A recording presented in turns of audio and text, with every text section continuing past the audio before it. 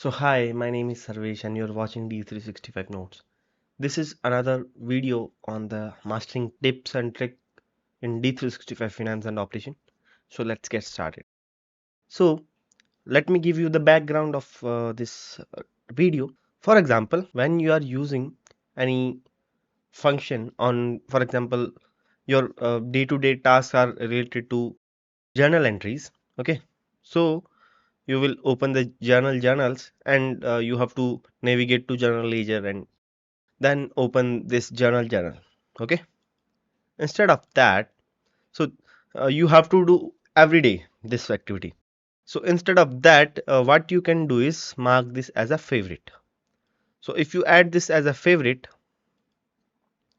if you click over here, your journal will appear here. So if you see this is here, I can open this. Okay, this is the one thing. Here similarly we can mark multiple things. For example, if I want to run trial balance on daily basis, so I can go to general ledger, inquiry and reports. I don't have to go, I can mark this and it will be available on my favorites page, so where I can open and run the trial balance easily.